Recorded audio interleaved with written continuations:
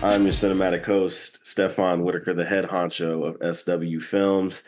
And today we have a special guest here in the building, an Angola native. This is our actually first time meeting right here on the pod. We got Nicholas Hochstedler in the building on the pod. How you doing, man? I'm doing good, man. Thanks for having me.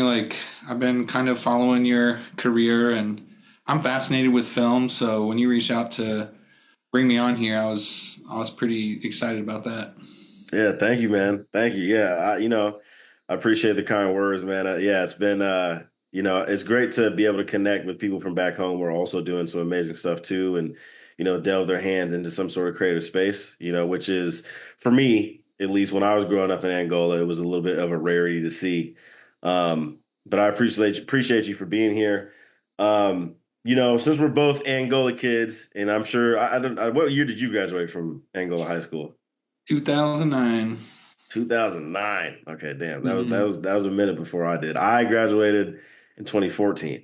So quite Oh, okay. No, I'm actually happy about that because for some reason I yeah. thought you were in high school at the same time I was, and I was like, I do not know this guy, and I felt like embarrassed. I was like, how do I not know this person? Yeah, yeah, I'm about to nah, be on yeah, this podcast, 2014. but yeah, 2014. That makes sense. 2014. Yeah, it was a while back. But 2009. Of course you went to I think you were in school with Zank for sure, Zank Yeah, in there. I'm yeah, trying to he's in my remember. grade.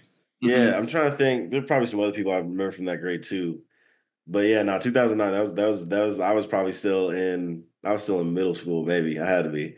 Yeah, but yeah, man, I just want to, kind of just talk to you about your what was your upbringing like in Angola? I mean, as far as, growing up in a small town, you know how Angola is. Like, what was your Yeah, upbringing with it? How was your time going up, going through the small town life? I mean, it was.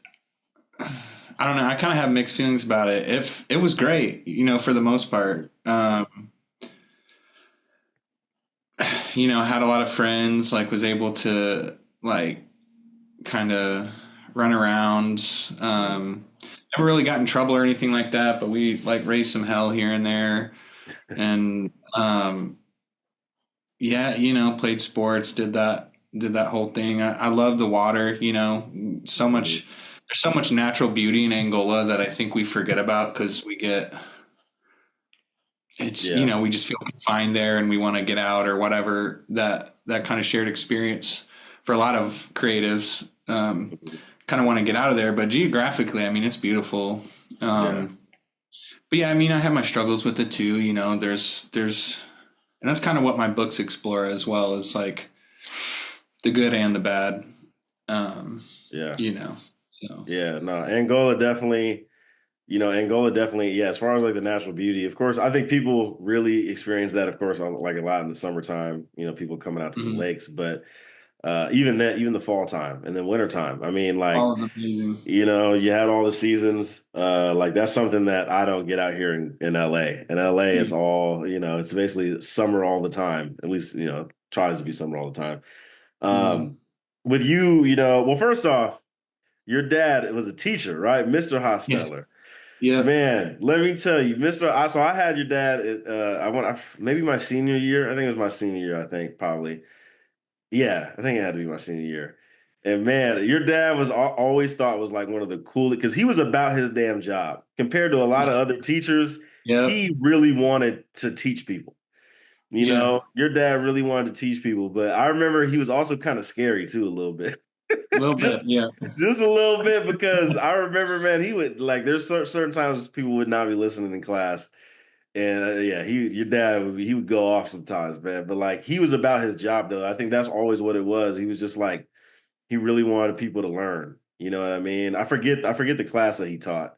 He Um, taught. anatomy? No, not There's anatomy. a there's kind of a whole host of science classes he taught. When I was there, he did the ICP, the integrated chemistry and physics at freshman level science. Yeah. uh, he did earth space science was the other big one he did when I was there. And then I think when you were there, he might have been doing biology too. Okay, yeah, it had to be But something like that. It was either biology or anatomy. I felt like it was anatomy, you but might have taken something of the anatomy sort. over, yeah. Yeah. It was interesting. I mean, obviously, I'm going to have a different experience than everyone else when your dad is kind Yeah. of an intense but awesome and like beloved, teacher. Yeah. So I had to be on the straight and narrow like quite a bit. And Yeah. I have Yeah. actually had him in class. I had him for basketball. Uh, He was he's my baseball coach when I was a kid. He was my football coach in middle school. And I honestly, I loved it. It was great. mhm. Except those times when he did get intense. And then I'm just like, damn, I'm just being spanked in front of the entire my It's peers. But it didn't happen too much. But yeah. one time in earth space science, it was Zank was involved, and I don't know if you remember Colby Petrie, but Sounds I was friends familiar. with, Yeah. um, and we were playing some sort of prank in the back while he was teaching. It was the only time I really got in trouble in school, and he just like yanked us outside and like just lined us up against the lockers and just screamed, for like 3 or 4 minutes straight. And it was like a manager is like when there's like a argument on the baseball field and the manager's like yelling at the Yeah. umpire and they're Yeah. like, all right. That's funny. That's funny. Damn. See, that's crazy. I couldn't imagine like having like my parent as a teacher, because then like also it's like you when you get in trouble in school and you get those talkings in school, I'm sure you probably have to have some of Yep. them Just conversations at follows house you right too. back home. Yeah. Yeah, that's funny, man. And I also remember your dad had that one car, man. And when I was in high school, he had the orange. I don't know exactly what it was, but he always it was like I think it was like a convertible type thing or something he had. Yeah, he's got a bunch now. He's got the Yeah. one I'm thinking of is it's a red 1967 Pontiac Le Mans. Ah, yeah, With black interior, convertible. Yeah, that man. was probably the one that you saw him drive the most. But he's got a couple others now. Yeah, yeah, nah, for real. Yeah, I like Mr. Hochstedler, man. Give him my best. Shout out to him. Um, Yeah, so first off, with you like you just mentioned your books, and that's one of the big things that I wanted to talk to you a lot about on this pod is how you became an author. Because specifically, when it comes to, like I said, from my experience specifically with creatives in Angola, sometimes I feel like it's hard for a lot of people to come into. Actually, I'll say this: it's probably easy for people to have an interest in creativity in the creative field, but it's very hard for people to actually stay in there and execute. You know what I mean? So yeah, for yourself, kind of throughout doing a little bit of my research, I see that you have obviously a third book coming out, but I want to talk about just how you initially became an author. Like, what was that? How did that come to be of you becoming an author? yeah. I mean, so when I was a kid, I just always I was always writing, and I can remember writing like a little picture book when I was like 5 or 6, and it was just always my best thing in school. It was always something I enjoyed. So I wrote a lot of short stories and stuff like that. I never had the maybe discipline is the word to like sit to like finish a whole book. I mean, you're talking anywhere from 40 to 80,000 words. Yeah. And, when you're a kid, it's hard to write a 500 word essay. You know what I mean? So, Right. Yeah. that really came, it was 2014. So it was the year you Yeah. graduated.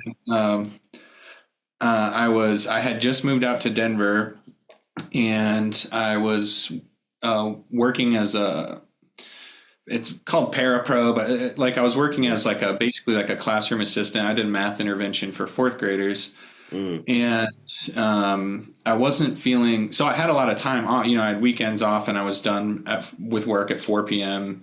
and it was the Mm. same schedule every day, and I had a bunch of breaks, so that helped. Yeah. But I wasn't really feeling like satisfied with my work. I thought I was going to be better at teaching than I was, and I Yeah. was pretty good, but I was just feeling kind of like unfulfilled. So Mm. I had this book idea like brewing in my head for like 5 years up to that point, and I just sat down and just cranked it out. Like I wrote the first manuscript for my first book, War in October. I wrote it in like 4 months. So I just came home every day, that's what I wanted to do. The weekends, I would take anywhere from 4 to 8 hours on a Saturday and just sit there and write. And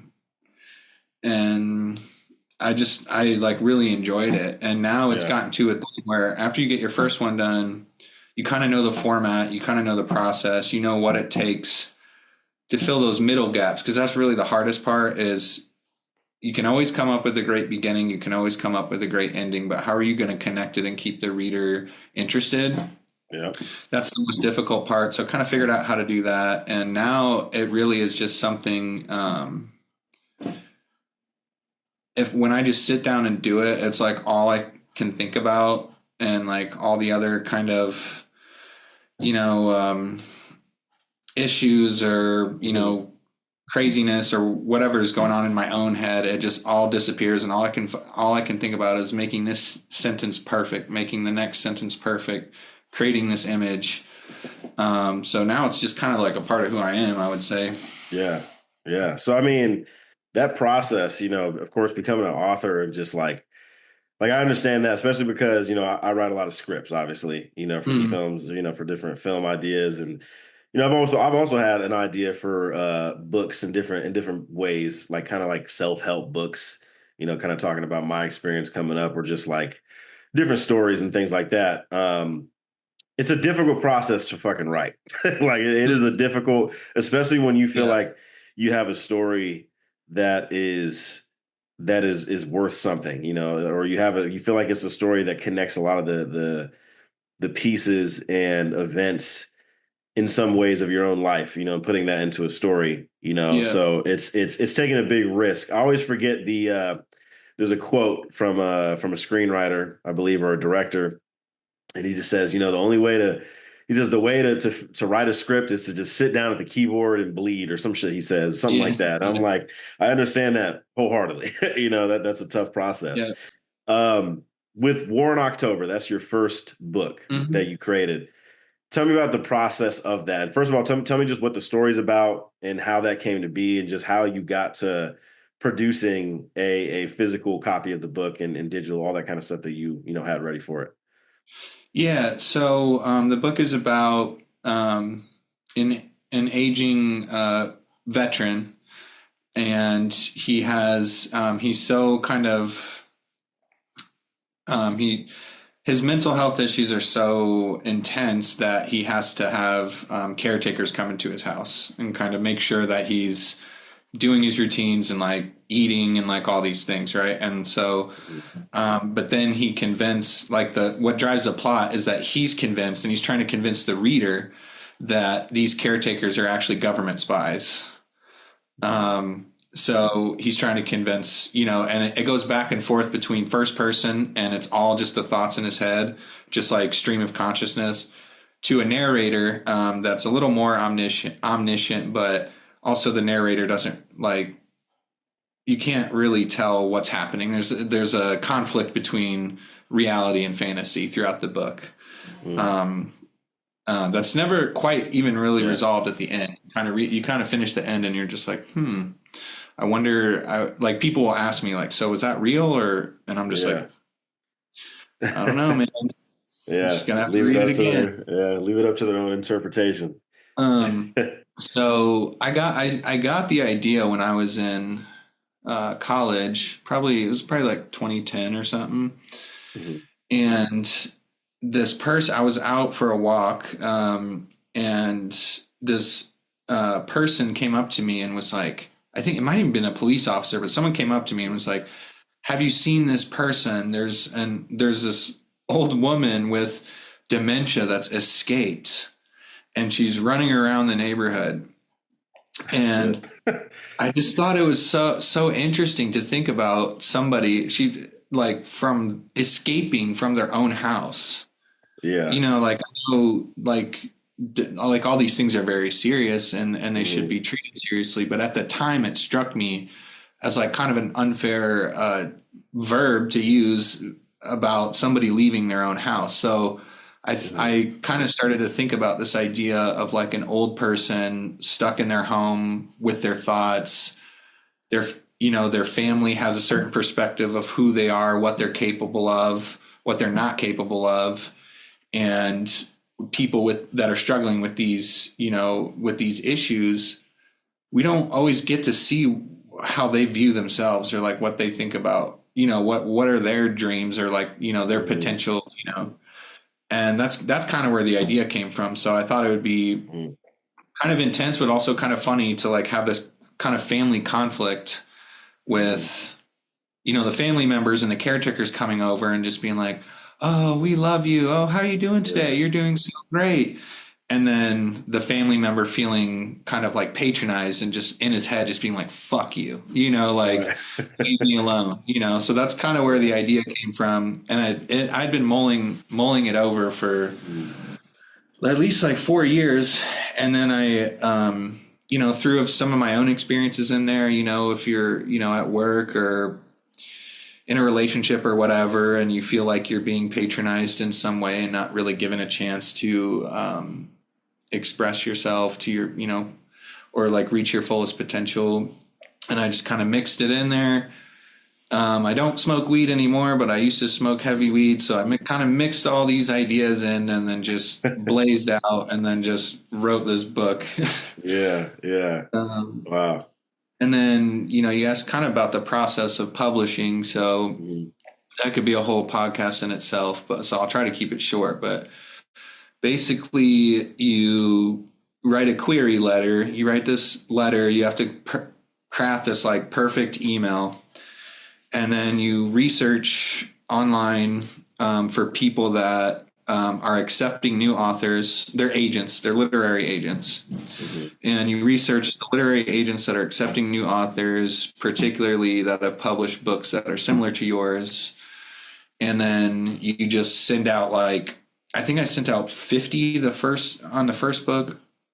You just send out as many as you can, and you just wait, and they don't respond, and then you go do something else. So I didn't really get any responses on my first book, so I figured out how to self-publish. And actually, my father-in-law, my wife's dad, is a successful author as well, so he was kind of guiding me through the editing process. And so yeah, his name is Dan Burns. He's got a lot of books out. He actually just released a short film.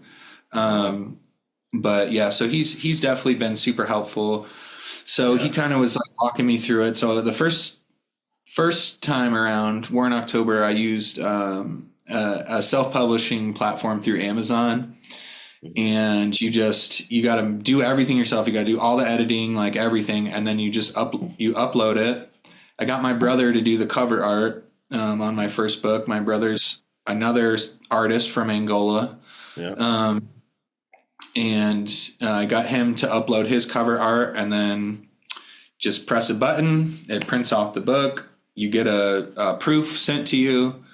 You look it over. And dude, I did not know what I was doing this first time around. So like, there's like so many different versions of my book, and I've sold some of them. So some people have a book where like the title is like misspelled on here. It has 2 B's in October, and I sold like 100 of those before I fucking saw it. Damn. I used double. I use like double space for the line spacing, and you're supposed to use like 0.7 or what is it? It's 1.3, I think. And so I used double space the first time. So, and then after I sold about 100 of those, I was like, shit. And I at least got it down to 1.5, which is not quite right, but it looks a lot better. Yeah.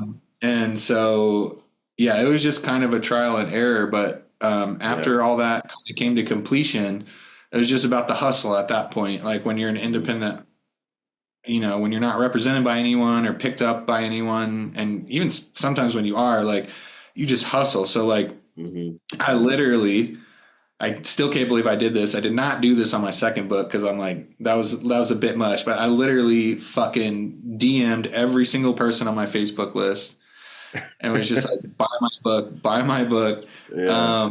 And then I set up a bunch of different festivals and book events and travel. I kind of, I was in Colorado, Michigan, Indiana, Chicago, and just Yeah. hustling, really, you know. Wow.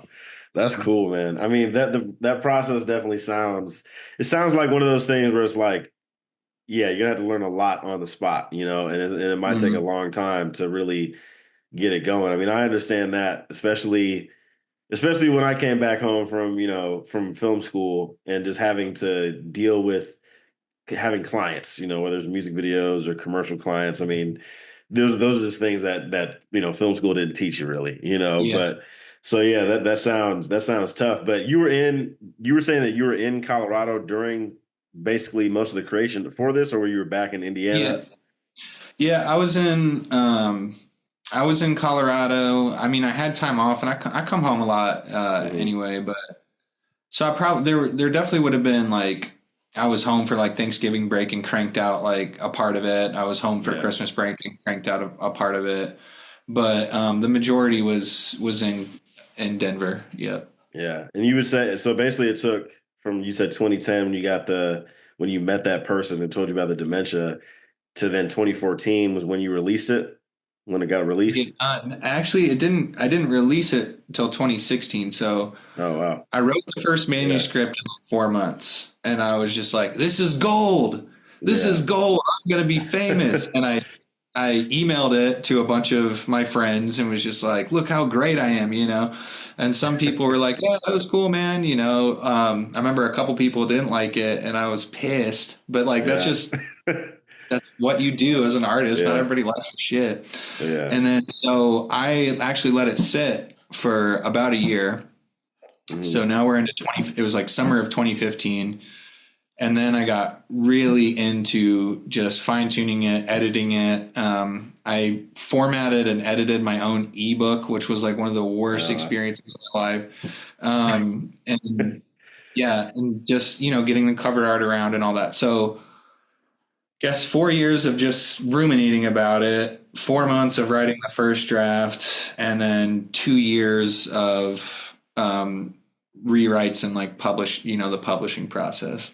wow. Yeah, that's I mean, I understand. I mean, there's just the stories like that, and especially as you get closer to, kind of fine tuning it and just, getting it released. Like there's so many scripts that I have probably been sitting years and years on and just I don't still don't know if they'll see the day. You know what I mean? So Yeah. I get Yeah. that process. So I want to kind of go back to Colorado because Colorado is one of my favorite places ever. I love Colorado. Nice. Colorado is a place that me and my fiance have talked about wanting to move to at some point in life. Even though I don't think it's kind of a little off of my list, just because they don't really have much of a film industry out there. But I do love Colorado. Would you say that all of like in the places that you were creating at, like when you would come home to Angola? And then also being in Colorado, like did any of your environment kind of help play a part in not necessarily the story, but just the the aura of creation? Like did it inspire you in a way? Because a place like Colorado just is a beautiful place. I feel like if I could just spend like a year there and just randomly come up with a story, I feel like I could do it because of that environment. Like there's certain places I feel like kind of add to some of that element of creating. For sure. Yeah. I mean, well, both of my books, and even the third one that's just kind of sitting there at the moment, they're all based on Steuben County or similar, like something similar. Like so very directly Yeah. related to that, like the settings and like we said, the lakes, the turning of the leaves, like they're all captured. Um, uh, they all try to capture like what that town is like to be in. Yeah. Um, but as far as what you're saying, kind of like the aura, yeah, I would say so. I mean, Colorado's beautiful. You know, it's nice and sunny. The fall is kind of similar to Yeah. where we're from. So like when I wrote the first book that just takes place over 2 weeks in October or about 3 weeks in October, Mhm. um, I was I was able to kind of like take walks and see the leaves falling, and then it was around Halloween time, which like Yeah. Halloween always feels kind of like a magical, so kind of like adventurous time. Like I haven't really Yeah. lost like my sort of boyhood spirit over Yeah. Halloween. So as Yeah. Halloween was approaching and I was writing this book about October, I just kind of felt yeah, like that sort of like magic, in Hmm. the air, I guess. But Yeah. No, that's cool, man. So what about the yeah, second book then? I think the I don't know if I've ever gotten to see or hear much about the second book. What was your second book?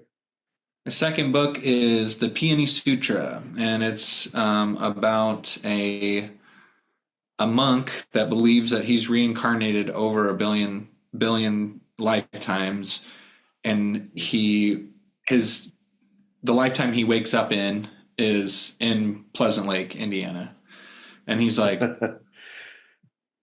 he's like he has this idea of himself as like this kind of spiritual sort of esoteric being, and then he opens Yeah. up his door and you know sees the people that we grew up with, who I love, but it's Yeah. like it was just like I just thought it would be a funny conflict to put to just drop a monk into Yeah. Steuben County. He's wearing his robes, he's going around Mhm. seeking alms, like seeking food at people's doors, and they're like, who the fuck is this guy?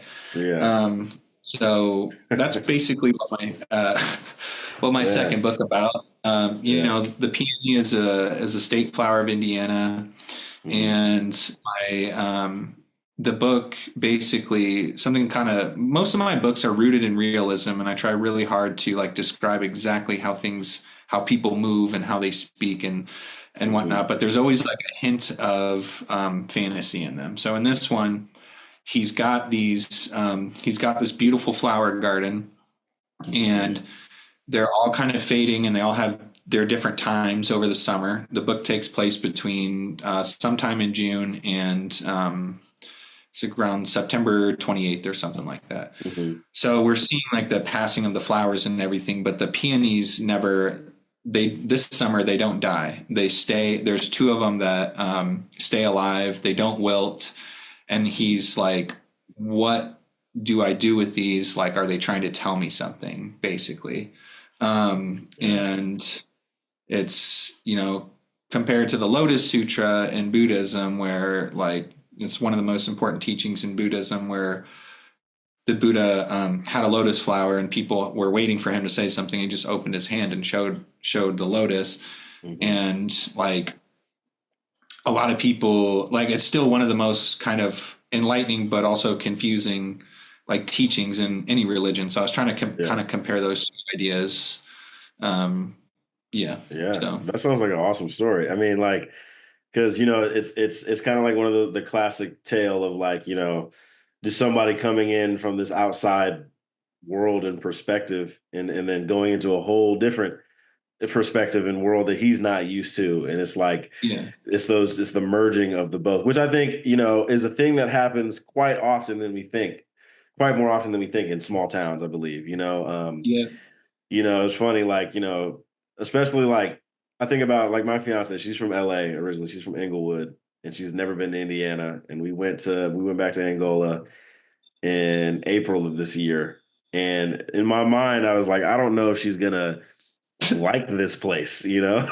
but she loved it. I mean, I Oh think she yeah, loved how quiet it was and how still things are and just how slow things are. And that's one of the reasons why I come back home quite often too. I come back home at least two or three times a year. Sometimes it's for work and then sometimes it's just to see family and friends. But, I mean, living in a fast place like LA, and then when I used to live in the Bay, like, while I enjoy the industry I'm in, this is my passion. I love it. I definitely like to have those moments where things can just quiet down, be calm, and also just get away from just the big city life. Honestly, living in places like that, I don't know if you felt like this way in Denver, but living in like not really living in the cities, but living anywhere near the cities, like if you're like really that close or where you get to bleed off of like some of the same type of mentality, the same type of actions and interactions that the city has, and maybe like a suburb that's close to the city.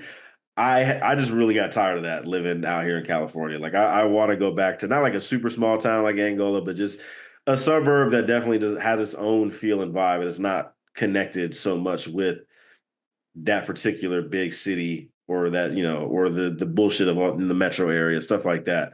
Which yeah. a lot of cities have that.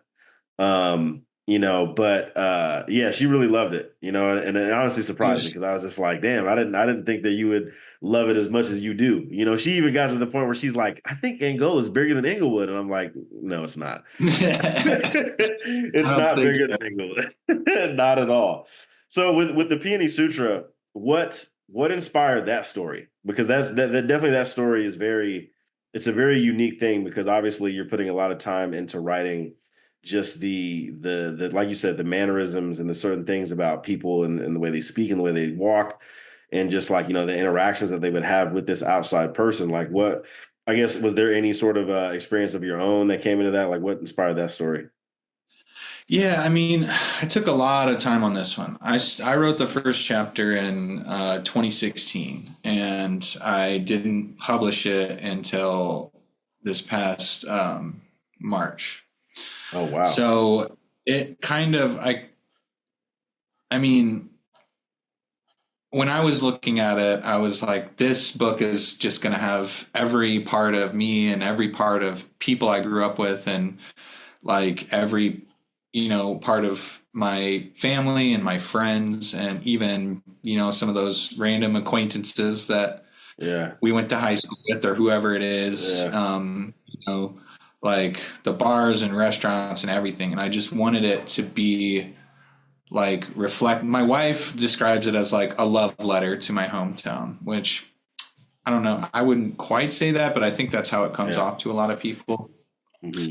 I just really I was struggling with you know being in Denver and then coming home, and like when I first moved out, I graduated in 2009. I went to school in Indianapolis. I stayed in the dorms, and then I lived in Indy for like 2 years after I graduated.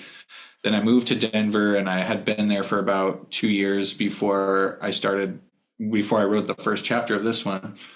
And those first couple years of moving out, you're just like, I got to get out of here, dude. I'm never going back. My life is Yeah. fucking great now that I don't live in this place anymore. And I mean, that's just Yeah. kind of how I felt. I felt like every time I came back home, there was like, it was gray. Like I remember thinking about my home, like Angola as a gray place, like gray clouds. Hmm. Um, and then it was July 4th, 20, I think it was 2016. Um, it was around that time, sometime between 2014 and 2016. Hmm. It was the 4th of July, which I used to come home for every year. And like, it was just a blast. Like my brother's friends, like always threw a party, even into our 20s. Yeah. And it just felt, like everybody's out, everybody's walking around. Like I remember when you're in high school, like you're like, oh, I got a chance to see this girl that I haven't seen all summer because, Yeah. like whatever it was, it just seemed like there's a lot of opportunity, like possibility in the air. Right. Hmm. So I was home for the 4th. I actually did mushrooms for the first time, and and I was just like kind of going around and and seeing like all the little American flags like hanging, and like seeing everybody like picnicking, and just I thought like I did not understand these people at all. I was just Hmm. like, who are these people? Yeah. And then it just kind of like dawned on me, like I get it, like like I get why they like kind of why they act the way they do, and a lot of it's cool, like a lot of it's beautiful, and of course I'm tripping at this point, but and then and I Yeah. had always thought of myself as somebody apart from them, like I'm not like them, I'm not, and like on this particular 4th of July, I was like, these are, this is who I am. Like, like I'm Yeah. not afraid to tell people I'm from Indiana anymore. And like, I'm not like, cause people give you shit when you say you're from Indiana when you're out in a big city.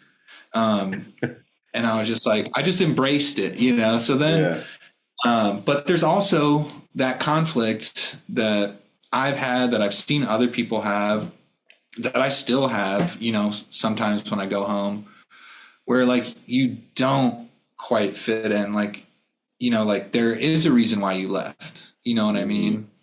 And so like I tried to take all of those ideas and then like kind of like explore and like throw some religion in there, throw some philosophy in there. And this is the book that came out. So Wow. Yeah, man. yeah, That's awesome. I mean, that like all those experiences that you're talking about, everything that you're saying about not feel, I mean, that's exactly how I felt. You know what I mean? And it's interesting because, I think in general, just when you try to put yourself as a creative in that space, you already kind of stand out, especially if you're really trying to execute on it.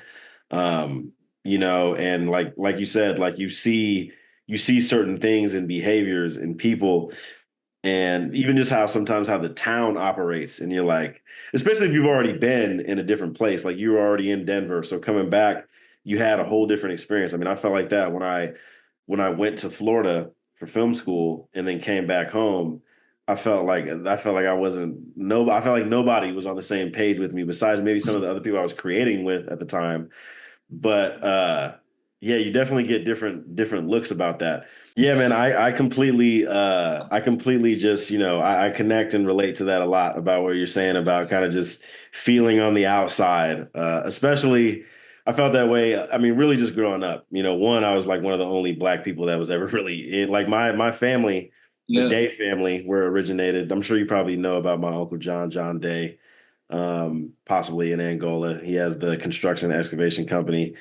Um, like that was the first. We were the first. My mom and like my Uncle John, my grandfather, they were the first black family to live in the town of Angola. Not like out in Fox Lake or anything like that. Literally lived there. My mom grew up in Angola. All my aunts and my uncles.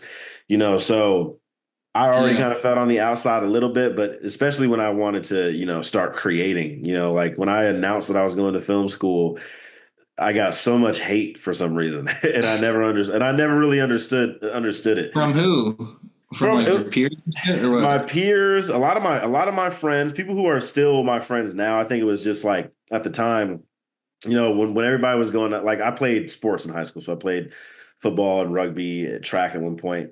So, but it was just like a lot of my close friends, we were all, playing sports, and everybody had, ideas and thoughts about wanting to play football in college. And I had a few friends that wanted to go to school to play football.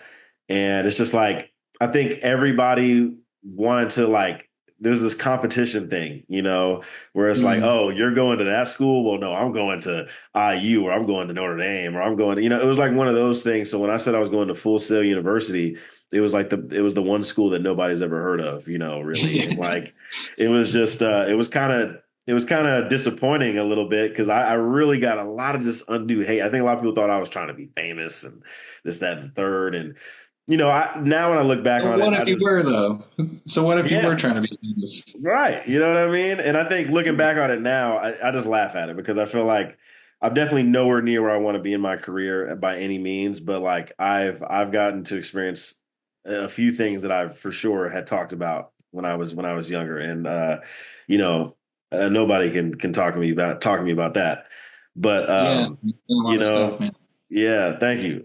So it's just I understand what you're talking about, just feeling different, and you put that in your stories. I mean, I know for sure there's a lot of different scripts where I've done that, where I've kind of actually, especially a lot recently, I've placed a lot of Angola kind of almost at the center of like the location. Like I have a horror film that I've been writing for about 2 years now, and I want to shoot it in Angola. Like I want this to Oh be yeah.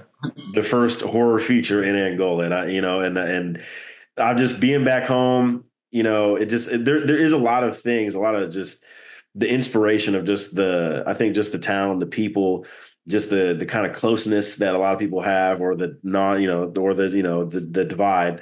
Like a lot of that just became an influence a lot for me, especially in the last since 2020, really. Um, Yeah. but in terms of Peony Sutra and then War in October, what were the key differences in terms of how you want to approach the process and the publishing of it? Because I'm sure obviously you learned a lot in that Mhm. first experience with War in October. And it's kind of interesting. You said that 2016 is when it first really got released, and then kind of soon after start writing this other story. So like, what was your what are some things that you made sure to do differently? So, just even in terms of the story, War in October is kind of like a dark take on Angola, Mhm. basically. Mhm. And the Peony Sutra, even though there are like dark elements in there, like I said, I tried to put every piece of everything I saw in there. Mhm. Um, it is more of kind of like a hopeful story and more about like the beauty of this place.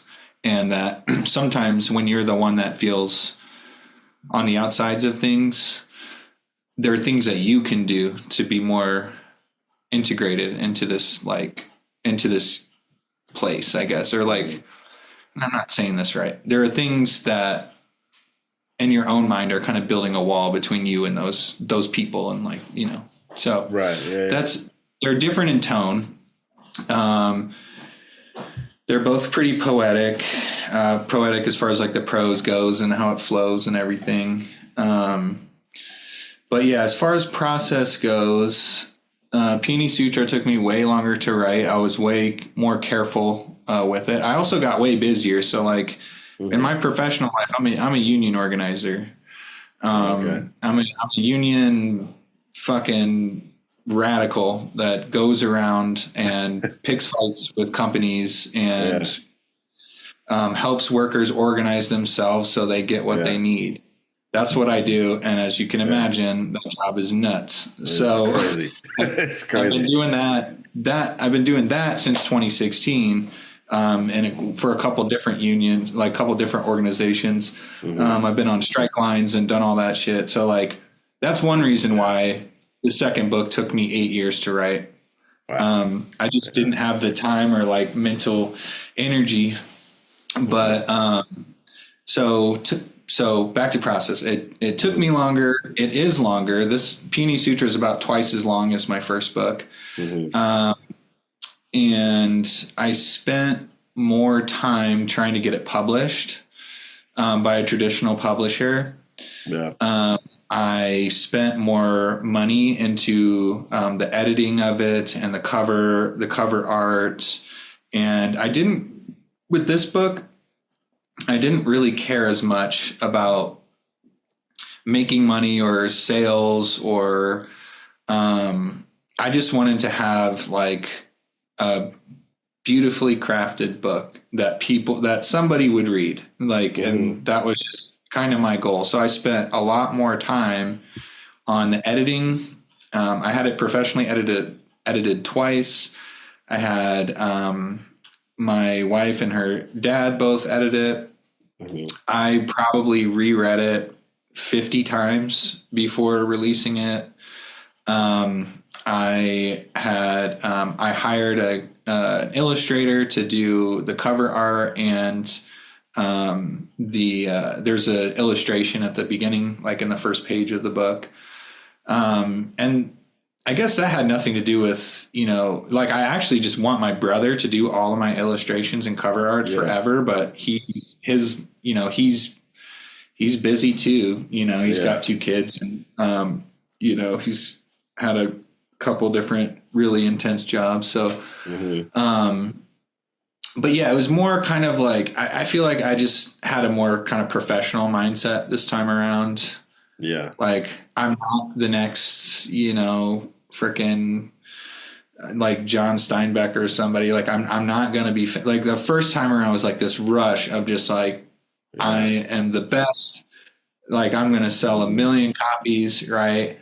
And Yeah. I'm going to, like, and I cut some corners so I could save money. Hmm. So I could always go back to myself and look at my spreadsheet and be like, I'm making money, like, Yeah. even though Yeah. it just was like, it was like a couple $100 or something. And Yeah. this time around, I was like, you know what, dude, like we're just going to make a piece of art that's a part of Hmm. you and a part of everyone, Yeah. and they're going to read it and they're going to like it. That's it. You know what I Yeah. mean? So, Yeah. um, Yeah. I yeah, mean, that's first of all, I mean, just having that dedication to a story for 8 years is definitely something that is very commendable, because I know that the very first script, the very first feature film script that it's completely finished. It's been finished since 2016. And so, I mean, kind of in that same realm, I guess, 8 years. yeah, And I, for a long time, said this is going to be my very first feature. Once again, based it in Angola. It was a very, it's a very, it's a very, how can I say the story is the without giving it away, but it is a dark story in a way, but it's hopeful. Or like imagine the idea of like a movie from like a kid's perspective almost, Yeah. where there's a little bit of hopefulness in it. There's a little bit of shine to it, but it shows a lot of the dark realities of life. The film is kind of inspired by like I'll just say like movies like Manchester by the Sea, if you've ever seen that, or like there's a movie called Ghost Story, which is like a drama film as well. Also inspired by Yeah. Yeah. damn, what's the one movie called? It's called shit. Damn, I forget the movie, but there's this one movie that has, I think it has Brie Larson in it. I think it has Brie Larson. And it's like her and her son stuck in this room or something for like hella long. Yeah. And it's very, very kind of just story between a mother and a son. It's kind of similar. My story is kind of similar in the vein of that perspective of a mother and a son going through a lot of kind of dealing with dark realities, basically. And a lot of that was based in Angola, just because I just came home from college, and it was a story that I didn't have any sort of relation to, but there's just certain elements and pieces that I'd pick up from just like looking at like memes, even like looking at a meme or something, or just specifically the film is placed in the wintertime. So a lot of the time was me writing in the wintertime and just kind of taking elements of what I was seeing around me, how the people Yeah. were interacting, stuff like that. But um, I forget why the hell I even brought that up. But now, like the 8 years, I mean, that time Vibing, frame, just rolling. yeah, the 8 year time frame. I mean, in that time frame, I mean, first of all, congratulations for getting it published and released, recently. Um, but in that time frame, did it ever like dawn on you, like, damn, will I be able to get this finished? Like, will this even come out? Like, did you have any doubts at all? I would say the first couple years of that I did, but then when I picked it back up again, I was like, I am going to finish this. So it's like Yeah, I say 8 years, but honestly, I didn't really do nothing with it between like I would say 2016 and 2019. I might have wrote like one additional chapter or something. But once like 2019, I think is when I picked it back up, and I had let my computer like break because like I was just like I don't yeah, need this anymore. yeah, I don't know, and then I was just like okay, and I went and got my computer fixed so I could start typing again, and like I just was taking it really seriously, and I would say like that was a turning point, even though that still took an additional 5 years to yeah. write it and to publish it, but. So yeah, but those first couple, like I wrote this chapter. It's basically the same as it's the first chapter. I think I wrote the first two chapters, Hmm. maybe three. And they're basically the same. I mean, I've cleaned them up and everything, but I didn't really change or reorder them. I did that and then did nothing for like Hmm. 3 years and then just kind of grinded it out after that. Yeah, I mean yeah, definitely an experience, and I think it's just staying dedicated to tell that story and everything is important. You know what I mean? Especially if you feel Mhm. like the story has just an importance to you. That's always what really matters first. You know how important that story is to you and everything. I want to kind of veer off into the creative space in Angola. We've talked a lot about Angola Yeah. in this interview so far, but like I remember there was a post that I made one time. I forget. I was trying to find the post for this interview to bring back up, but like I remember I made a post about something. I think I was either asking about, you know, who are the creatives in Angola, and I think I remember you commenting on there. And I just remember that I feel like you were very avid, like, okay, Angola has some creatives there. So I want Yeah. to I want to get you, now that I got you here in person. I want you to talk more about that, because my experience, I'm gonna tell you about my experience first, is like with Angola growing up when I was in high school and just throughout school. I couldn't tell you anybody I really seen doing anything creative. Like when it comes to Yeah. me being a filmmaker or film director out here, like there was nobody from Angola that inspired me at all. It was always the people I was watching, in the movies: Steven Spielberg, Ryan Coogler, Spike Lee, whoever, Quentin Tarantino, Yeah. Christopher Nolan. Like there's people, it just was never. I never really had any. face-to-face inspirations, you know, and I think there just wasn't a lot of, I feel like Angola too, like the high school and the town just were not, they weren't really, you know, providing much leverage for people to even do anything creative or, you know, to hop in that field to understand more about certain creative things. And then when I came home Yeah. from college is when I started to see more. I think right before I graduated high school, maybe a little bit before then is when actually, yeah, maybe my sophomore junior year is when I kind of remember Zank getting out there and putting out a lot of music and putting out the music videos. So I remember he was like the one person I remember really seeing from, okay, he's from Angola and he's out here doing music. And then all of a sudden, a bunch of other people started doing music too. You know, like Yeah. a lot of the first people I started shooting music videos with, Mr. 219, Johnny Day, my cousin, like doing a lot of different music and stuff. And then it just kind of, music kind of started to be a thing a little bit in Angola. At least hip hop music was started to be a little bit of a thing in Angola. But then after that, it was still like a little sparse. There wasn't much else. Yeah. What is your thoughts on just like when you were growing up in the creative space, and then what are your thoughts on it now? Well, when I was growing up, I thought of creatives as people that painted and drew. I didn't Right. really think of it in terms of music or writing, or I thought of it in terms of like art class, like visual arts. So Yeah. I never really felt like a creative person. I did make a lot of short films for like for projects and stuff for like, you know, English whatever Yeah. for school projects. Yeah. So I guess at some point I kind of saw myself as creative because I was Yeah. able to like shoot these little films and stuff. Hmm. But I didn't really think about it much. I thought like my friend group was more like we were an odd mix of kids that played sports and then Yeah. also like smoked weed. Like so it was, it was Yeah. just sort of like we were smart. We most of us were, you know, like we didn't really get in trouble at school. We weren't like, Yeah. you know, like so I guess I didn't really think about it until I left. Hmm. And growing up, it did feel like, oh, there's nothing going on here. There's nothing going on. There was a decent music scene when I was in high school. A lot of people were in bands. I was in a couple bands. I played the drums for a long time, Hmm. and um, there was a pretty good music scene. Yeah. And I don't know if like Cahoots was around when you were, you Oh, know, a for kid, sure. and Yeah. Yeah. Cahoots Yep. was Yep. kind of like That was the it's spot. it yeah, and Yeah. so that used to be a venue for basically anyone that wanted to play. Say, "Hey, I'm in a band. Will you book me?" And they would. And Hmm. so there was always kind of like these elements there that I didn't really think of. Like I said, like I thought about people that were artists. Like we're artists. Like you and me are artists.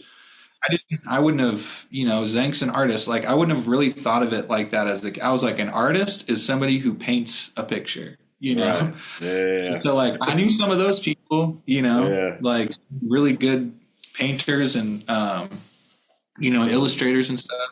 Hmm. But it wasn't until it was probably around, it probably did have something to do with Zank. It wasn't until like and I started writing my book and you know getting more into like thinking of myself as like a film buff, you know, watching all these Yeah. classic movies and shit, thinking Yeah. about art and storytelling, Hmm. that it kind of just dawned on me that Angola does, I don't know if the spaces are there for it, but the people are like, there's all these artists that just fucking spring out of the ground in this town. Hmm. Like, Hmm. you know, like I wrote a book. Zank is making music full time. Like that's his job. Hmm. He owns his own studio. Studio. You're Yep. like you're doing your thing. My cousin Alex Price is a comedian that travels all Oh over the yeah. country. Yeah. Um, you know, my brother was in graphic design for a while. He's still one of the best guitar players I've ever heard. He's still one of the Yeah. best painters and illustrators I've ever seen. You know, like all my friends that were playing music, my aunt, you know, this was back in, you know, she graduated in sometime in the 70s, but Hmm. she's a musician and she Hmm. was like touring in California and Florida and probably a bunch Yeah. of other states I don't know about. Yeah. It just seemed like, what is going on? Like, it's just Hmm. something about it, like kind of breeds artists. And then Hmm. but there's like no space for them. It's kind of like how I've been feeling about it lately. Yeah. Um, Yeah. like there's something about our shared experience in that town Hmm. that creates artistic people.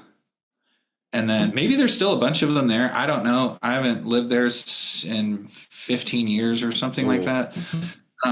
Maybe there's still a bunch of them there. So I don't want to, maybe there is a good space there now. I guess I wouldn't be the one to ask, but like how, like from my perspective, from the outside Yeah. looking in, is that there's a shared experience, something, Hmm. um, or maybe people are moving because we're on the we're in the crossroads of America. So we're getting like Right. people coming in and like, Yeah. um, but there's a shared experience and that like creates artists and then,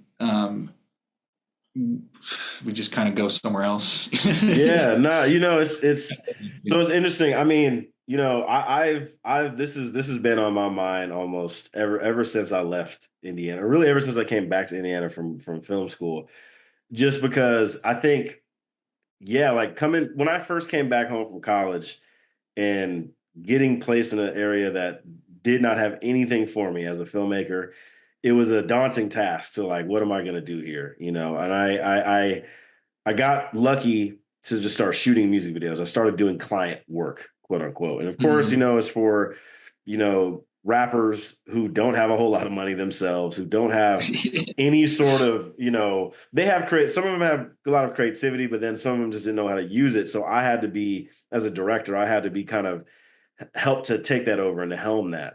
And then eventually moving on to, advertising for business, like small businesses out in town. Like, it was a daunting task, but in terms of just seeing a lot of other people doing what I was doing or seeing a lot of like, other visual arts or like photography or graphic design, like there's a few people I know that definitely stand out. Like I think, for instance, like photography, right?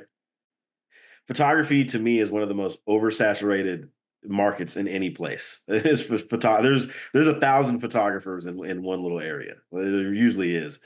When it comes to graphic design, not so many that I knew. There's probably like a few people I remember from school maybe wanting to do it. Filmmakers, there was a few kids I remember grades below me that were kind of interested in it, but nobody that was taking it seriously. Um, and then as art, yeah, like you said, painters and stuff like that. You see a lot of that, especially in an older sense, because a lot of what I'll say this, I've had a lot of conversation with people, um, kind of recently. I was home in July recently, and I actually had a conversation with a lady named Maria Davis. Shout out to Maria. Um, but I had a conversation with her. She was part of like the Steuben County Tourism Bureau and kind of helping out, getting a little bit of some of the her business kind of helped get some of those I don't want to say statues, but the kind of like the figures that they have down in fucking the mound, like these different sculptures. The sculptures, Yeah, the basically. sculptures. The That's the word. sculptures. The sculptures. I was fucking it up. The sculptures. The sculptures, they got those downtown. Like she helped get those downtown and help, kind of get some local artists from like around Steuben County to kind of help make those, and maybe some people from outside the state too. But add a little bit of more of a life and to the mound and everything downtown. Yeah. And she has, speaking to me, she had a lot of similar thoughts in terms of like, Angola and Steuben County probably they it does have probably a lot of creative people there, but of course, yeah, the spaces are not there. But then also, I think a lot of the creatives down there they don't really know how to, or maybe they don't want to, or whatever. I don't know what the situation might be, but they don't know how to market themselves. Like they don't, we don't, the town doesn't know who these people are.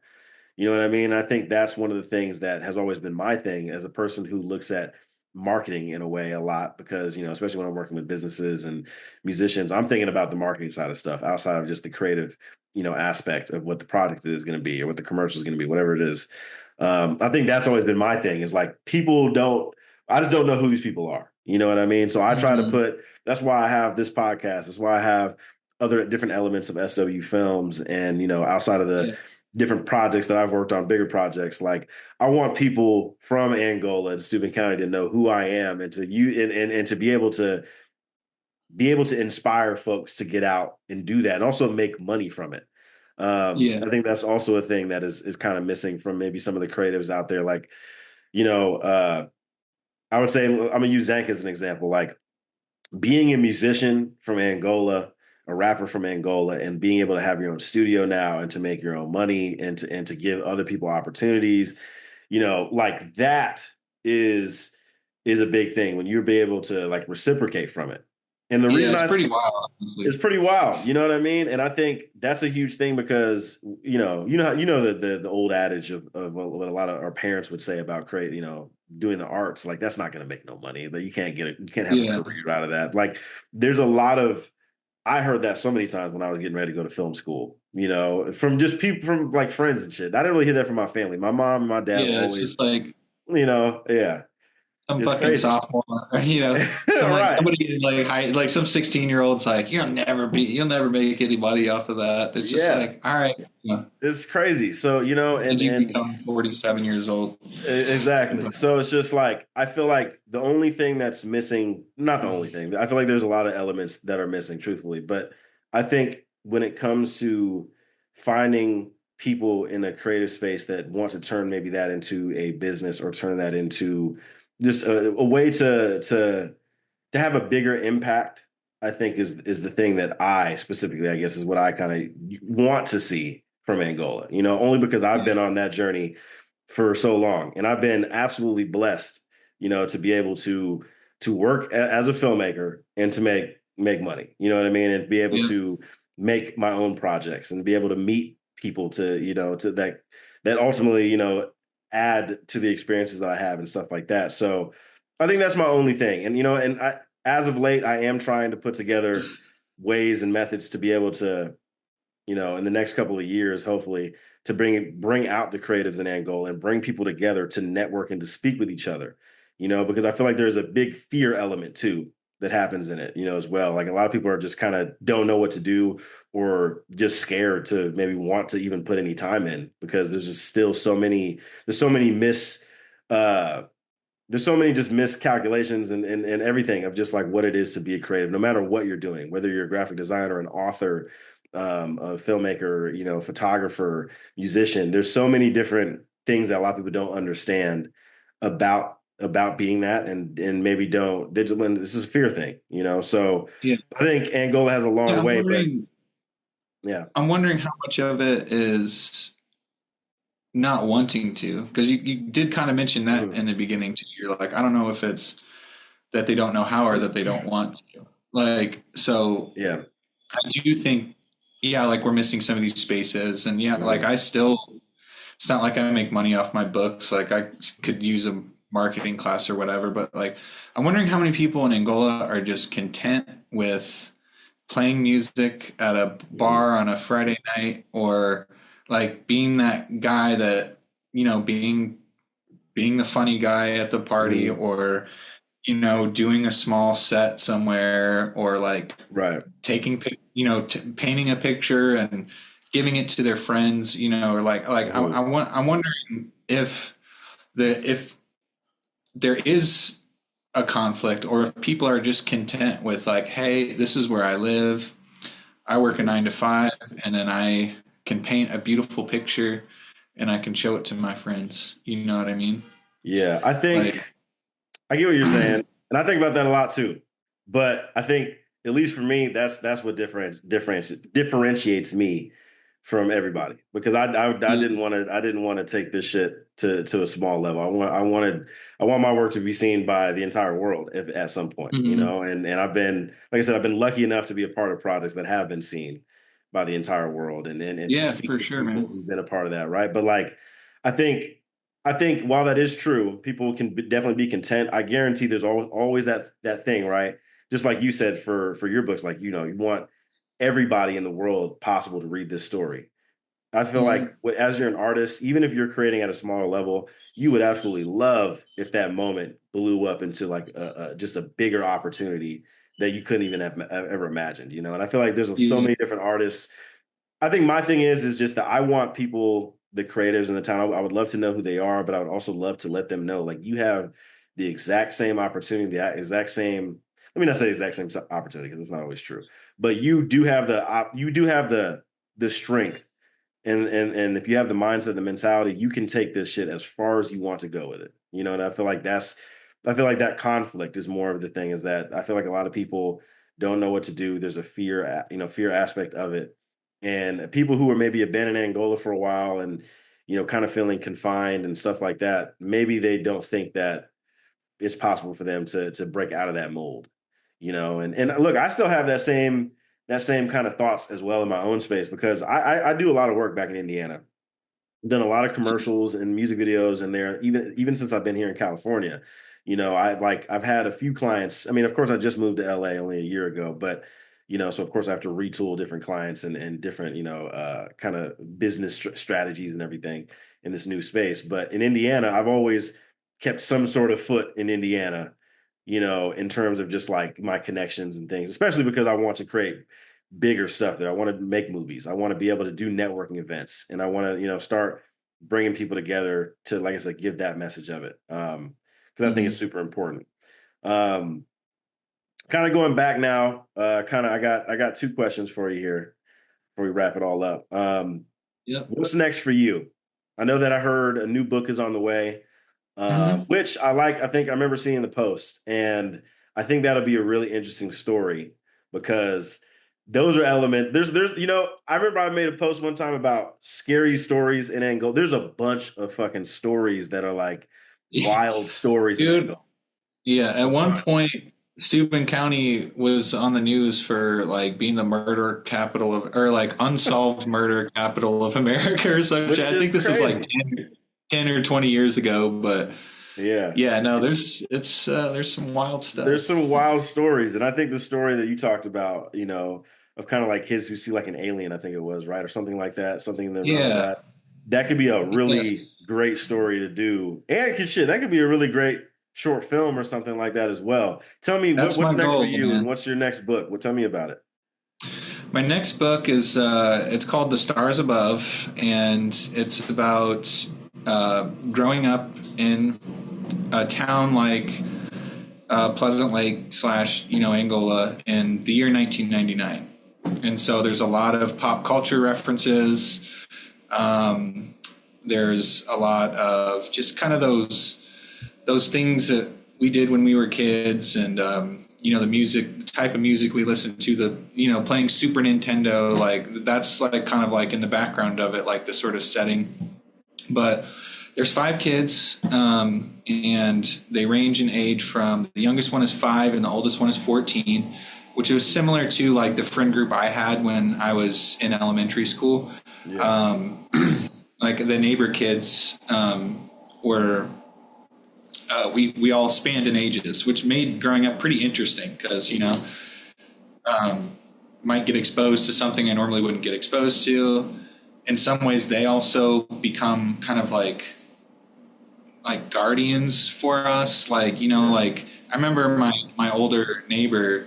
I thought he was a hero, dude. I just thought he was Yeah. a hero. I looked up to him so much and thought he was so fucking smart, and I still Yeah. do. I still feel that way. Yeah.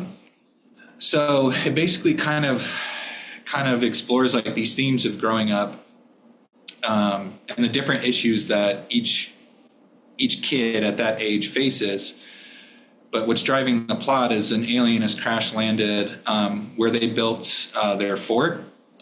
Building tree forts and shit when you were a kid, Yeah. um, Yeah. and Yeah. I it remember those it days. destroys the fort.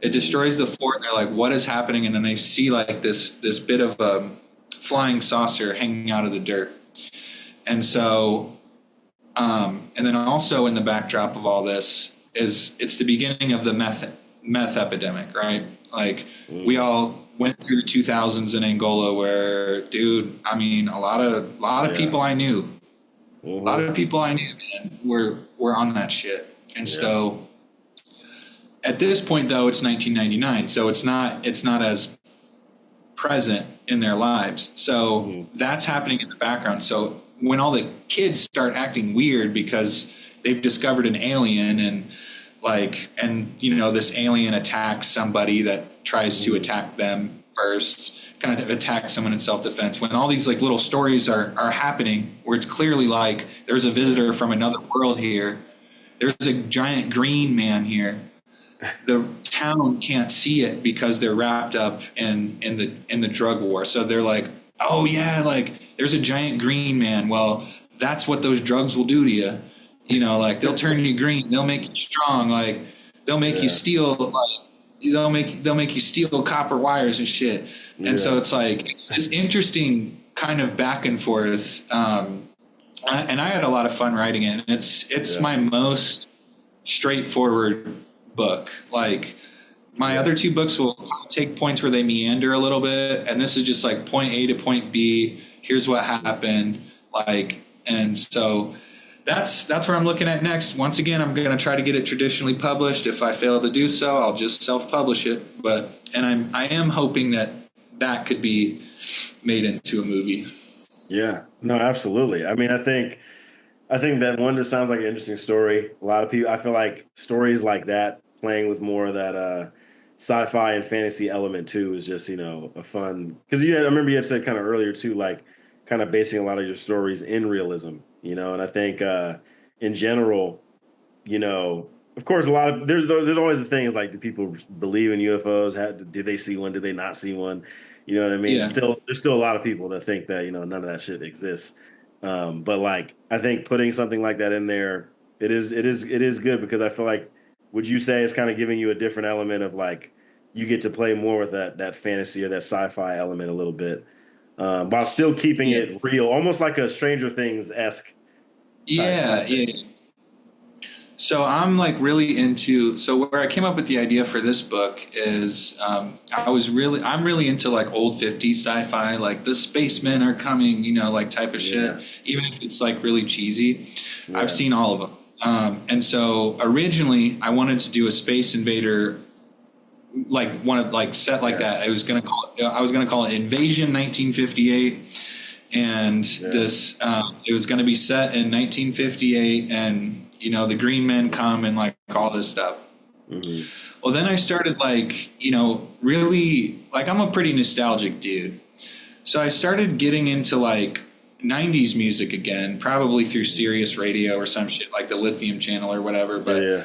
or just like even like early 2000s, like Hmm. like Blink 182, Sum 41, like these sort of songs. And I would just get this like pang in my chest about like being like like how cool it was to grow up on the block that I did, and Hmm. like the friends I had, and just like the little adventures we had and everything. And so I morphed it into like, I'm going to write a book about 1999, about like me and my friends, and kind of what that was like.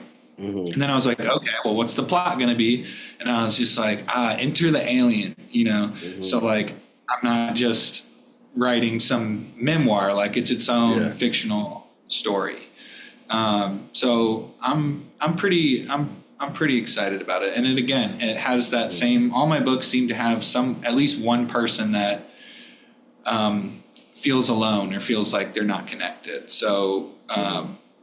there's, a kid out of that group of five, there's a kid that is kind of like struggling with like unseen sort of depression or loneliness, or I Hmm. mean, nobody really knows what it is because we didn't really talk about shit like that back then. And when we were Yeah. kids, especially, it was Hmm. just, I feel sad.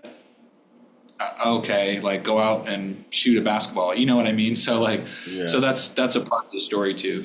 Yeah. That's awesome. Now, you said, is this story finished? It's done. Yeah, it's done. It's been No. Okay. edited. I've just been kind of setting it aside and trying to sell a few more of the Peony Sutra before I release it. Yeah. Nice, man. Question for you. What's the message that you would give to your younger self? Like at your age now, where you're at in your life right now, what message would you give to that young kid coming out of high school, trying to just going throughout life, going out really after college is when you said, but like, getting ready to create your first book and just, thinking of ideas for different stories, growing up, kind of just really taking in your experiences of where you grew up in Angola. What would be the message for your younger self? Like, do you feel like there's something that you might have missed that you've experienced now that you probably wish that you would have known back then. Like, what would be the message? Smoke less weed. That would be my message. No. Smoke less weed. Chill, just chill, man. No. Man, I don't know. I don't know. I think I seem to be like kind of angry when I was younger, like during that time when I was like coming out, and Mhm. I would just, something about spending like more time like actually connecting with people would probably be the message, for my younger self. Like I was just kind of between the ages of like 18 and 23, 24. I was just, yeah, I was just very, I don't even know what the word is, but it was like almost like agitated, or like Right, I right. talked a lot. I talked over people a lot back then. Hmm. Um, you know, and so just something about like more intentional, creating more intentional connections with people. Yeah, not for sure. Um, yeah. Yeah. It's hard for me to say though, because there are some things that like my younger self needs to tell, like who I am right now. You know what I Oh yeah, mean? there's always that. Yeah. With my younger, That's like, always that. It is hard yeah, it's hard to get that message from that younger self. Like yeah, it for it sure. always is hard to get that message from that younger self or just a reminder, but no, I get what you mean. Um about the weed thing though, real quick. So you said you stopped that just came to my mind. There's actually two additional questions before we wrap up this pod. But you said that you stopped smoking weed. Tell me, I just want Pretty to much. I I just mean, want I to do. you said what? I mean, I do it every once in a while, but I'm more like, Yeah.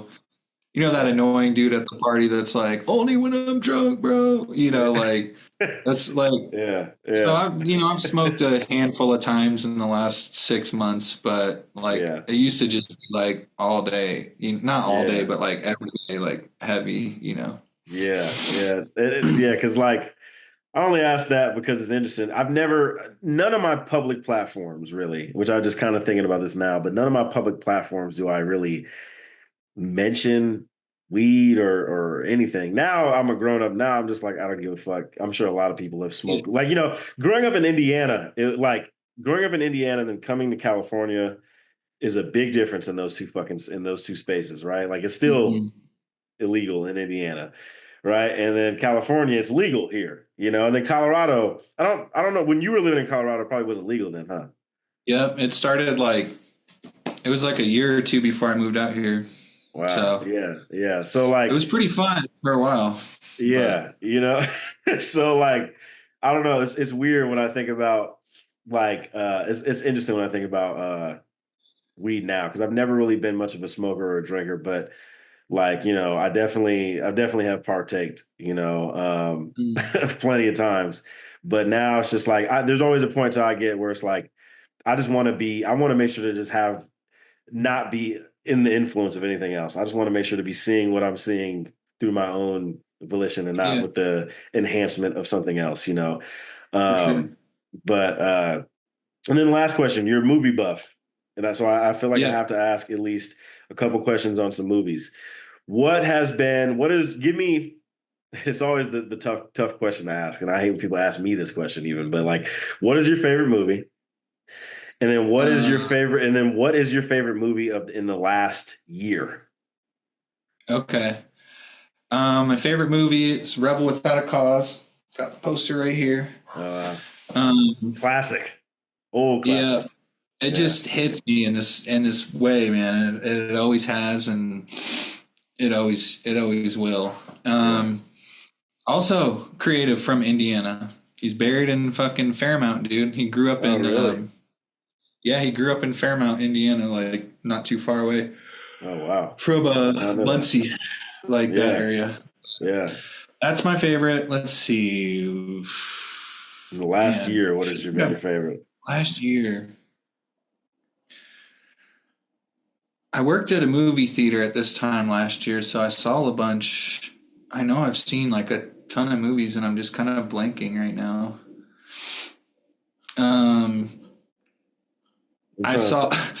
I mean, this is not quite, the on the level of, great cinema or whatever, but yeah. like I thought the movie Bottoms was fucking hilarious. Like, did you see that Oh movie? yeah, oh yeah. Has Marshawn Lynch in it, which Yeah, dude. I've worked with Marshawn a few different times. Yeah, no, Oh, hell that show was actually, or that movie was hella funny. Actually, Like it was a when funny they movie. start playing when they start playing Avril Lavigne complicated, Yeah, and they show Marshawn Lynch and he's like disappointed and like the women that the girls he was teaching, and he just like yeah. crosses out. He has feminism written up on the board and he just like crosses it out like, or like Avril Lavigne is playing.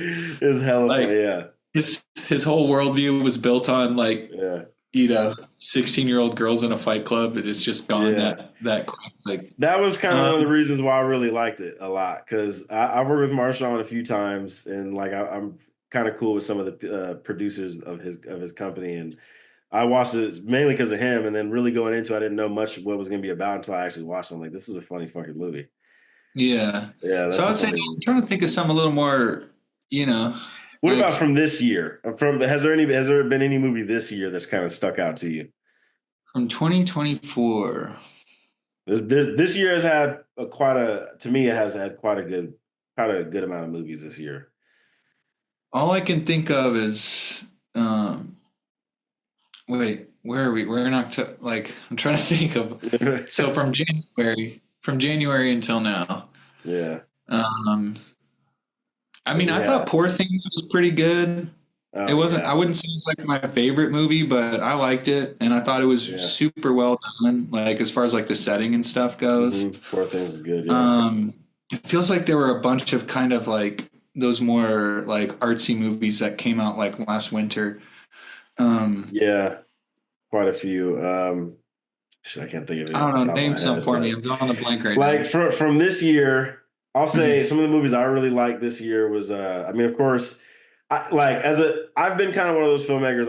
I do enjoy the blockbuster movies, but at the same time, like having those more smaller art house indie movies, those are to me those are the real gems of cinema, in my opinion. But Mhm. uh, I mean, I really love Dune Part Two was Oh, amazing. I didn't, dude. I did not like Oh, Dune. I was really? so bored.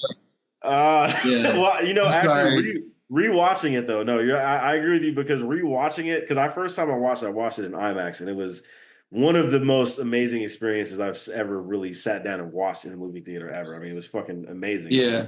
But rewatching it at home, I'm like, this movie is boring and it's fucking long. So, I agree. But there's that. I really loved Inside Out too. I don't know if you've seen that at Oh, all. I The haven't, Pixar no. movie. I'll say this. I'm sure I don't know if you're a big Pixar fan, but Pixar is actually up in the Bay. They're in Emeryville, California, so kind of close to Oakland, which is always funny to me. Like, oh, Okay. they're fucking creating these movies over here, and there's all types of wild shit going on right outside their fucking door. But Inside Out 2 was to me it's one of those movies that adults will really pick up a lot of the things that's going on in it, especially because it deals with all this stuff, like all those other emotions like anxiety and you kind of know the basic story about Inside Out, right? All the different emotions and shit. Like Yeah. there's happiness. Mhm. Yeah. They add in anxiety, jealousy, and disgust or something like that. And it's just like how they delve into like that kind of emotions as you're getting into your preteens and then your teens. I mean, I thought it was brilliant how they set it up, and it was really funny too. Um, but shit, honestly, the best movie I seen, and it wasn't a narrative piece; it was a documentary. I would still say this is probably Okay. my number one of the years. This movie called Daughters. It's on Netflix, and it's about this program in like Washington D.C. I want to say, where you have these dudes that have been in prison for like waiting to be in prison for booked for like however many years, and they have they pick specific people who have daughters who are basically dealing with they're with their single mother, and there's this program where they allow them to do like a daddy daughter dance in prison, basically from the facility or whatever. Yeah. And that documentary, I mean, it's fucking powerful because it's very, you're seeing like you're seeing people who have, kind of gotten this unfortunate reality in life, from the father to the daughter to the mother, like people who just their situation is, kind of bound to them where they don't have this connection with their daughter or their father. And it's just really interesting when they bring them together. Like you see these real interactions, like people who are really excited to see their daughter and see their father, and they have this beautiful time at the Yeah. dance. But then you see the certain relationships where the father and the daughter, they're not, they have this weird interaction. Like they know that their dad has been, wrong to their mom, or they're mad at their dad for just being away for so long. It's a very, very, very, very strong documentary, and probably, I mean, to me, that took my top spot. It's on Netflix. Nice. Really, really good documentary. But as far as a lot of other movies, though, I haven't honestly. This is the kind of one I've kind of missed a couple important movies. I felt like I didn't see the Deadpool movie. I wasn't really interested in seeing that, to be honest. I'm kind of tired of the superhero movies. Yeah. Didn't see The Deadpool. Oh, fucking the new Beetlejuice was pretty good. That's a new movie Oh I've seen. yeah. Actually, I've seen this on Amazon. Um, I think. Yeah, I didn't check that out. that But I was heard it was good. pretty good. I saw Smile 2. I've been like watching more Oh horror movies lately. Like Smile yeah, 2 was great. yeah. That's what I Um, heard. I wanted to check that out. I wanted to check Smile too. There's a couple of the Long Legs movie with Nicolas Cage. I didn't get to check that out. I wanted to yeah, watch I didn't see that. that one either yet, and I wanted to. Yeah, like Um, horror films and drama are like my favorite genres of movies. What's your favorite horror film if you have one? Halloween, the original, Yeah, John can't go wrong with Carpenter's that. Halloween Yeah, takes a spot. I watch it every year and on Halloween. And that's actually one of my top five favorite movies of all time too. oh wow, Um, yeah, yeah. yeah, Halloween is a that's up classic. there.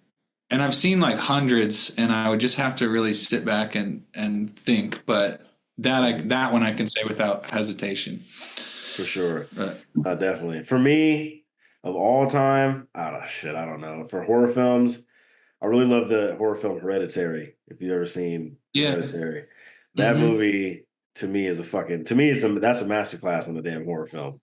yeah, I watched that.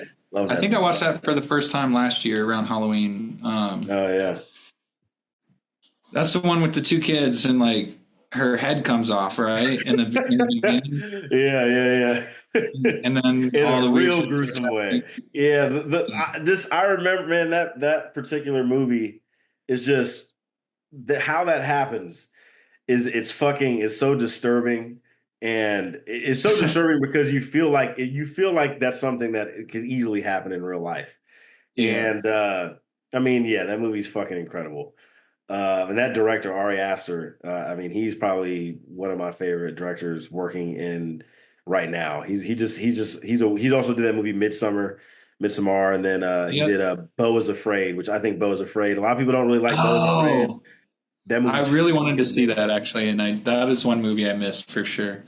You It gotta was like, watch it. I think, Yeah, but it yeah, came out last year. Came out last year. And that movie, I'm telling you, it's weird as shit, and it's kind of long. It's a long movie. But it to me, man, there's something about that movie that is like this movie is fucking I like those movies that are just super fucking weird and just have these very advanced takes on life and different things. Like Beau's Afraid is one of those. There's a movie called Mother with Jennifer Lawrence that is also like that. Especially it goes it has a very interesting take on like the Bible and religion, and kind of it's a really wild movie. But yeah, I mean that movie is fucking incredible. Is there any movies that you're looking forward to seeing before this year is up? hmm. You know what I've been doing lately, man, is I live down the street from an Alamo Draft House. Yep. And I don't know if they got any of those out there, but it's a Oh yeah, full yeah, full bar and full food menu place. yeah. Hmm. And basically, like every other day, I will just get on and be like, "What are they playing?" And then if it looks Yeah, cool, I'll just like go see it. Like so, yeah. that's kind of where I've been at lately. So I'm not sure, man. What are some big ones that are coming up?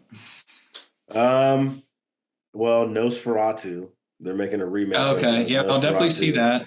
I'm actually Um, reading Bram Stoker's Dracula right now. oh, nice. Yeah, What yeah. all that shit is based on. So I'll go see Hmm. that for sure. Yeah, Nosferatu looks interesting. Just mainly just because that director, Robert Eggers, he's did Lighthouse with Willem Dafoe and Oh, dude, that movie was nuts. Yeah. fucking crazy. So he's a really good director. He's one of the better horror directors out here too. So I think Nosferatu will hopefully be good.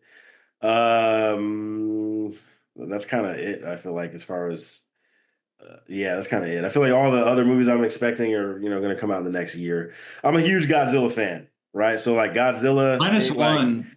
was fucking great, Godzilla minus one was fucking fantastic. That fantastic. It's was, the first Godzilla movie I actually shed a fucking tear. Like that movie's great. yeah. Movie's really really good. But I'm trying to think of movies, anything that I've worked on that might be like kind of cool to to plug in there. I mean, a lot of the shit I've been working on has been shows, TV shows. So I mean, not really, not a whole lot of movies. I mean, Ted season 2 when that comes out. If you like the Talking Bear, smokes weed, Seth MacFarlane. The season Yeah. 2, that's what I'm working on currently, and I'll just say season 2 of that is going to be pretty fucking funny. And All then right. I mean, it's not much else. I mean, there's indie films, that I've worked on that will be probably pretty good, I'm sure. But yeah, I don't know. Nosferatu is what I'm looking forward towards the end of the year. And I guess we'll just kind of see what else kind of pops out. But I definitely got to check out Smile too. I do want to check out that. That's probably might check that out today if I have an opportunity. But man, Yeah. thank you, Nick, for being here. Dude, I appreciate it. Thank you for being on the pod. Please tell everybody where they can find your work, where people can buy your books, socials, and all that kind of stuff. Where can people find your excellence at? Yeah. All my books are on Amazon. Uh, my second book is also on Barnes and Noble, and um, I mean, I use this distributor, so it's kind of everywhere, really. Like Yeah. you can order it from even like Walmart or something. So, Mhm. and then, or you can just get it from me. And Mhm. if you want, I'll sign it and I'll write a cute little note and seal it with a kiss. Um, There you but go. yeah. So my socials are just all of them same: Instagram, Facebook, and I'm on Goodreads as well. And they're all like just Nicholas Hochstedler spelled out all the Yeah. way at Nicholas Hochstedler. Well, So hell that's how yeah, you man. find me. There you go. Y'all heard it. Please make sure to go pick up those books and be on the lookout for The Stars Above coming soon. We will be we'll be waiting on that. Thank you, Nicholas, for being here. And thank y'all for listening and watching the podcast. You guys know what it is. Check out the next podcast and the next vlog in the next couple of weeks or the next week. And thank you guys for being here. And thank you, Nick, for having this interview. Yeah, I appreciate it, man. Thank you.